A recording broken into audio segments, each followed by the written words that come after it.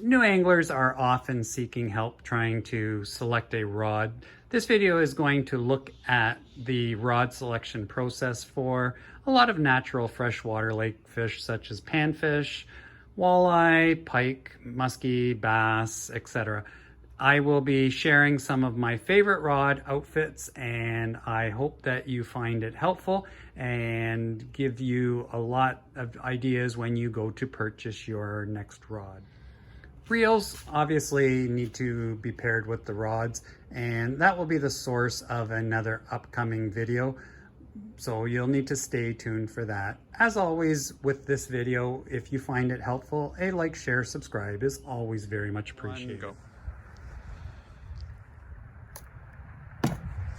Maddie, that was a pretty impressive chip with your 56-degree wedge. Now I want you to try it with the driver. I'll try, but it's probably not going to work. Drivers aren't exactly meant for chipping. Yeah, and that rolled along the ground. I put my son Maddie in a pretty awkward spot there, asking him to chip with a driver, and obviously it isn't going to work. Just like if I'm musky fishing with a 7/6 light action rod, I'm not going to get that fish in the boat more than likely. I mean, there's a chance that I would, but the possibility of even getting a good hook set into a muskie with a light action rod is very slim. So fishing is just like any other kind of work. And obviously it's a great deal of fun, but in order to maximize your time on the water, you gotta use the right tools. And the right tools will help you catch more fish. So that is why we have so many rods. So another analogy, kind of look behind me here. You know what? Golf clubs. And well, let's listen in and find out a little bit more. I quite often get asked the question, why do you have so many rods? Well, think of it like a golf bag. In a golf tournament, you are allowed 14 clubs in your bag, and each club has a specific purpose. So one might be a putter for just short little putts, obviously, to get the ball in the hole. Another might be a driver. Well, rods are no different. They all have different purposes. And you can see in here that I have a musky rod here, which is very thick and stiff. I have a panfish rod here, which is quite thin. I have a walleye rod here, which is kind of an in-between. And I have a drop shot rod here, which is a medium extra fast. And I have a rod here that is for pitching, and I also use it for spinner baits. They're just all different. So if you think about the analogy of the golf clubs in a golf bag, fishing rods are no different. You have different rods for different purposes. When you are buying a rod, obviously one of the key considerations is price point. And going into a store, if you say to the clerk, I've got this much to spend, what would you recommend? They'll have a pretty good idea, and there's all different kinds of levels. I mean, you can do something as simple as a starting entry-level combo, and you know what, there are some pretty nice combos out there right now to get people into the market. And if you want a little bit more, then you just take a look and see what they've got. The old ugly sticks, which have been around forever, still sell great. And you know what? They've upgraded the ugly sticks so that there's a lot of really nice choices in that field. I'm partial to the Fenwick rods. I have a lot of Abu Garcia rods as well. And you just have to feel what's right for you, and what's in your price point, and just check them out. And sometimes maybe spending an extra 20 bucks is going to get you what you really want, and in that case it's probably better to get what you really want rather than settling for something that you may or may not be happy with. As I say, check out, the Fenwick line, for example, has Eagle, Fenwick HMX, and then the HMGs, and they're all good quality rods. I have a fly rod that's a Fenwick Eagle, and I love it. It does everything I need it to do. I don't need to spend a ton of money. But there's other rods that, I want to spend more money because I want to get, something that's a little bit better and a little bit more sensitive. And for me, it's worth it. But You know, you have to decide for yourself, you know, what's in your price point, what you can, you know, look at and say, hey, listen, I like this, I'll be comfortable with it, and it's going to be a good rod for me, and then by all means go for it.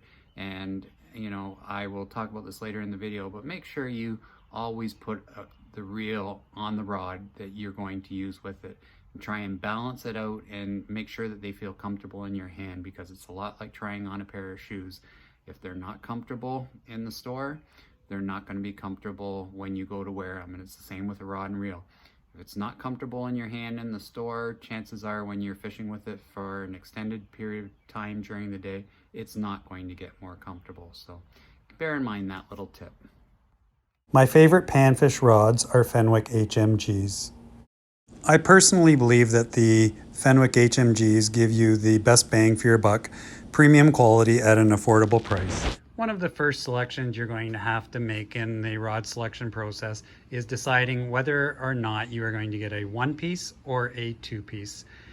If you can get away with it in terms of storage and transportation, I would always recommend a one-piece rod, because the one-piece rods are going to be more sensitive than a two-piece rod. The other big advantage of one-piece rods is you're going to have a much broader selection of rods.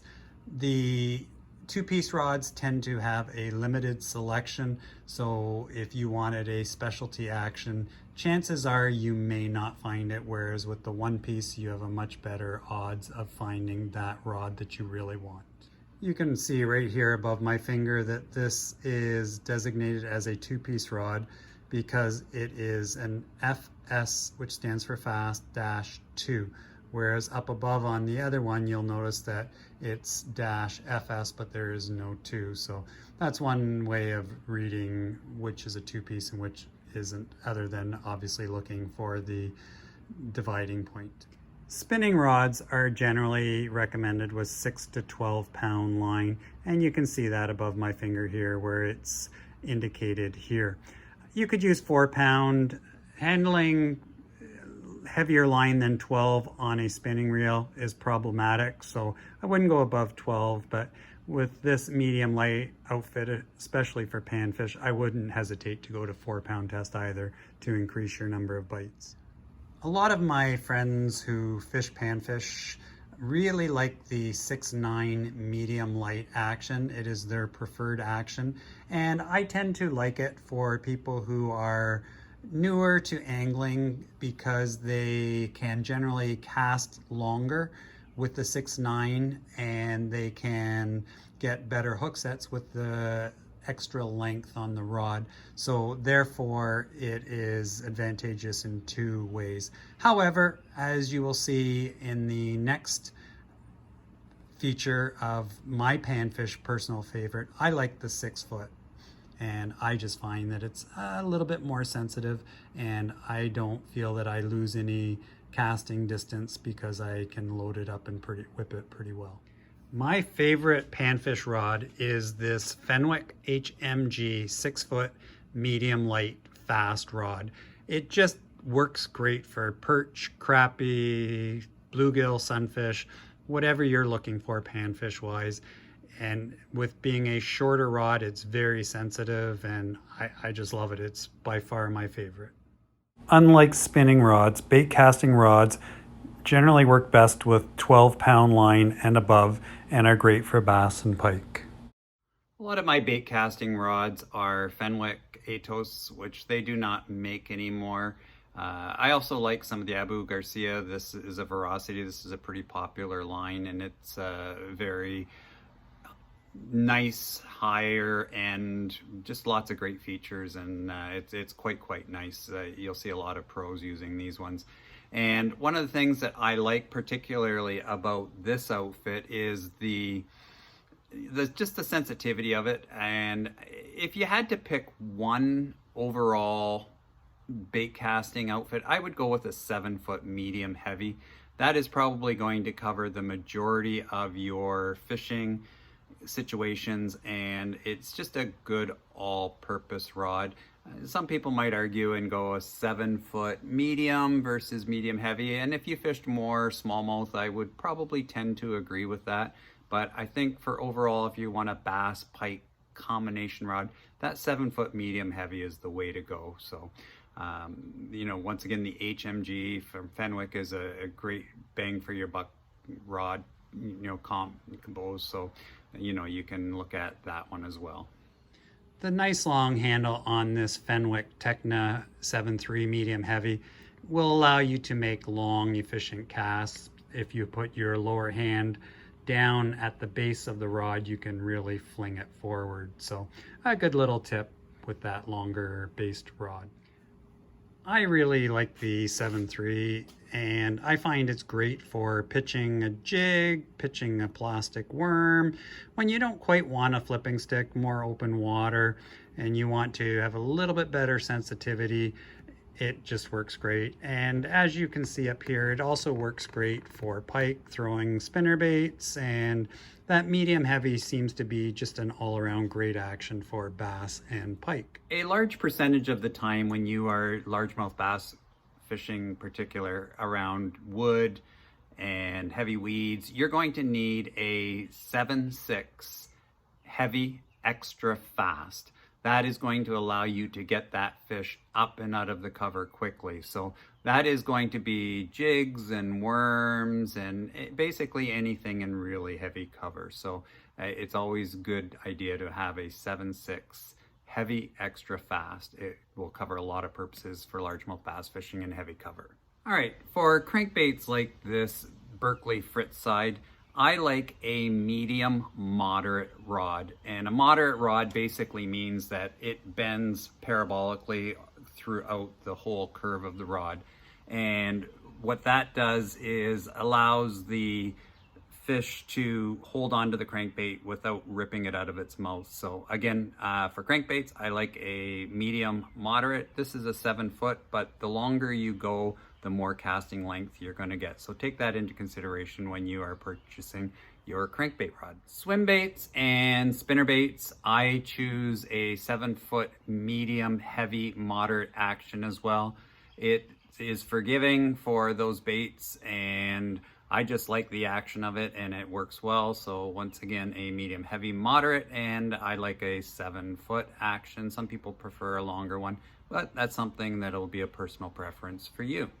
Here's another one of my Fenwick Atoses, and I've got a big 10-inch power worm on here. And you know, there's times where you're flipping heavy mats and you just want a little bit extra. So this is a 7.9 heavy, and you know, once again, we've talked several times about the tools for the job, and if you think about levers and leverage, then with that little longer rod, I can get the hook into it a little bit better, get the head up a little quicker, and sometimes that makes all the difference in the world when you're fighting a big fish in heavy cover. So I do carry a few longer than average rods than, you know, a typical flipping stick. So, you know, if you're hardcore into it and doing a lot of tournaments and, you know, you want maybe that little extra edge, then a 7.9, and then sometimes there's some 7.11s around too.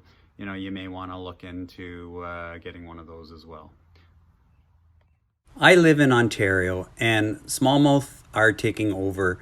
The largemouth fishing is not what it used to be, and if you are fishing tournaments up here, it is pretty much going to take smallmouth to win in the majority of tournaments that we have today. So this video will focus on a number of different rods and techniques that you will need to be successful catching smallmouth up here. And remember, they are the important tools for the job. Well, smallmouth bass fishing has really taken off here in Ontario. And you saw from some of the pictures just the quality and size of some of the smallmouth that we get now, and the numbers can be pretty phenomenal too. So it's a pretty exciting time to be a smallmouth bass angler, because they are plentiful and they are fun to catch, and they're just a great overall fish. So I'm pretty excited about it.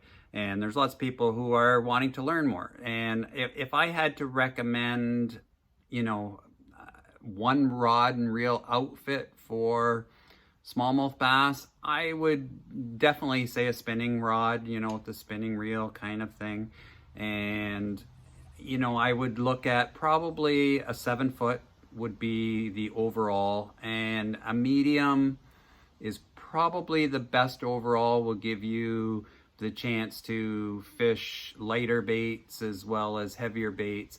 But I would have a hard time narrowing it down to just one. So if I had the one choice that I would go with is a medium extra fast, like this Fenwick World Class is a great choice. It's a high end, top of the line rod, but it's got the right action for a lot of different applications, jerk baits, drop shotting, swim baits. It's a really, really nice overall action. So I would go with a 7-foot 2-inch, again, medium extra fast. It's my choice for drop shotting. 6-8 medium extra fast is really nice for jerk baits, and you can drop shot with it as well. So that kind of 6'8", 7'2" medium extra fast is really the way to go. And the other rod that I would not be without is a 7-foot medium heavy. So between a 7-foot medium heavy, for tubes and some Ned rigs and just wacky rigging like a Power Bait General or a Maxent General, that's a beefier rod that's going to allow you to get a better hook set. And as I say, like those two combinations, that medium extra fast and that 7-foot medium heavy, you'll have all the bases covered. So there's lots of choices out there for the different actions, and something like the Fenwick HMGs has an extensive line of actions that you can find almost anything you want. Although with the medium extra fast, sometimes you do have to go to the higher end rods to get that action, but it is an important action to have in your rod selection. If you're a serious angler and you are wanting to get some specialized rods, then one of the ones that I use quite a bit that I've really become quite fond of is a 7/6 medium heavy. Once again, it's a little bit longer than the average rod, but what that does is it gives you a better hook set, and it is also going to give you a longer lever for casting distance. So one of the specialty outfits that you might want to consider looking for is a 7/6 medium heavy, and I certainly carry a few with them with me, and you can see I've got a tube on here. I just like it for the extra strength on the hook set. So something you might want to consider. Another specialty outfit that you might want to consider investing in if you are, again, a serious smallmouth angler, is getting into a 7/6 medium light is a really good one. You can, once again, you've got that extra length.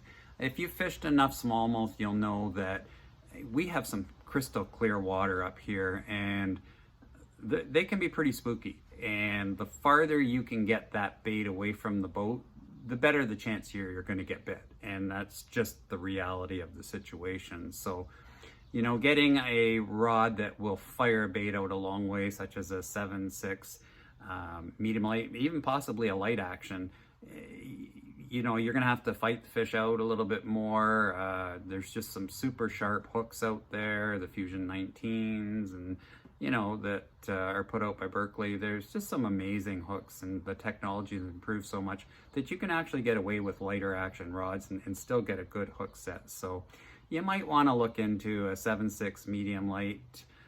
Great for casting things like Berkley spy baits, and you can finesse all kinds of pretty light stuff out there and mix it up and try different things. And going to a lighter action rod can definitely up the odds in your favor. So something else to consider.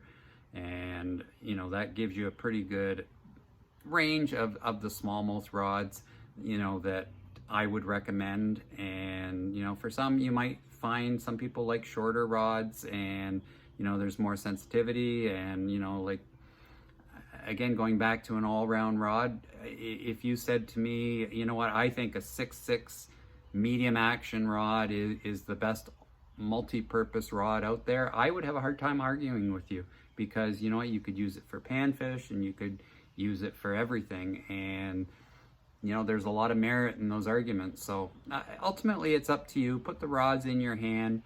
You know, I've always said it's like trying on a pair of shoes. The rod's gotta feel comfortable in your hand, and if it doesn't feel comfortable in the store, chances are it's not going to feel comfortable when you get on the water with it. And I always recommend put a reel on it and see how it balances out. And you'll find a lot of times that, you know, again, I don't want to give away some secrets here, but that's a size 40 reel, and a lot of people say that reel is way too heavy. But you know, check out how that rod balances, and that's a factor to consider when you are purchasing your rod.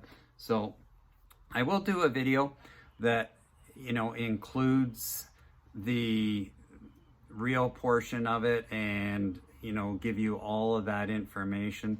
But just keep that in mind if you're specifically looking for a rod and you already have a reel. You might want to even bring that reel with you. Make sure you have the receipt, or if it's an older reel, you'll be fine. But you know, bring it into the store and try it on, because as I say, it's like trying on a pair of shoes. If they don't feel well in the store, chances are they're never going to feel good when you actually wear them, you know, for real. And it's the same with a rod and reel. If you want it to feel good when you're using it, then make sure it feels good when you buy it, because chances are if you are comfortable with it, then you're going to stay comfortable with it. But if you were not comfortable with it in the beginning, chances are you're probably not going to get comfortable with it. So a really strong recommendation is to always try it with the reel you're going to match to the rod, and then you'll truly know how it feels. So hopefully you'll take that into consideration. Walleye can be caught casting, vertical jigging, trolling, dipsies, downriggers. They can be caught in so many ways.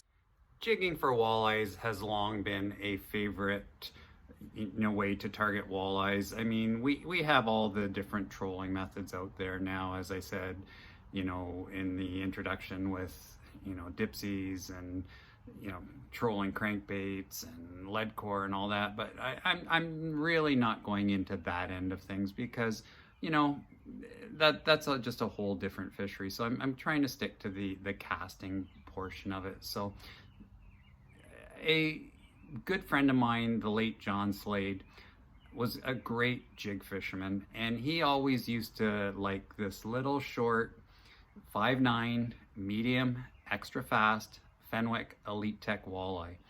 And it's just a fun rod to fish. It has great action, great feel, and you know, the Detroit River anglers who target the walleye, they know it well. The St. Clair River, it's just one of those rods that it's great for vertical jigging, where you're bottom bouncing, you know, a 3/4 ounce jig in the heavy current, and it just gets the job done. So I really like it, and I would highly recommend it to you. It is a medium extra fast. So if you think about it this way, the backbone of the rod is stiff, but the tip bends.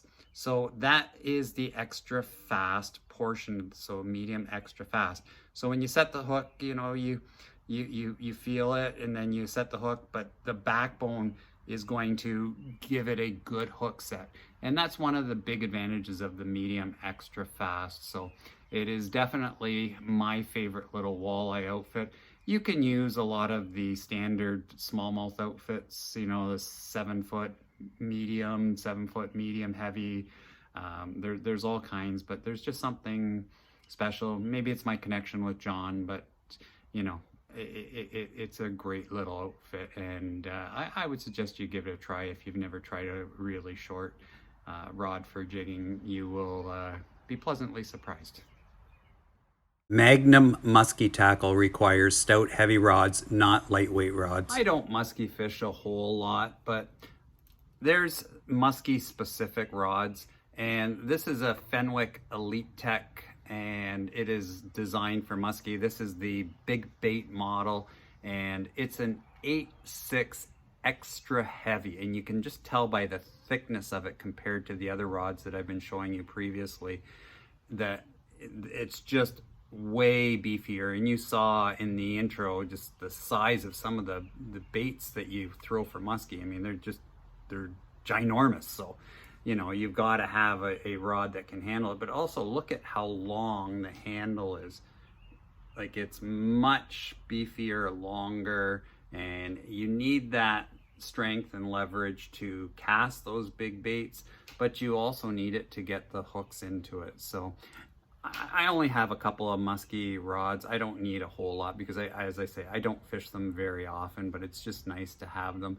And you need a bigger reel, but we'll talk more about that in reels because it's just very hard on the gearing of other reels because they're not meant for those great big baits. So just like the rods, they're specific to the purpose. They're the tools for the job. If you're gonna fish muskie, then you know you definitely want to look into getting, you know, a muskie outfit. It will serve you well. Well, that's a wrap. I hope you have found this video helpful and enjoyable in your search to find the perfect rod for you. And there's all kinds of rods out there. I've just tried to give you a general guideline of what to look for in a rod for, you know, different freshwater species of fish.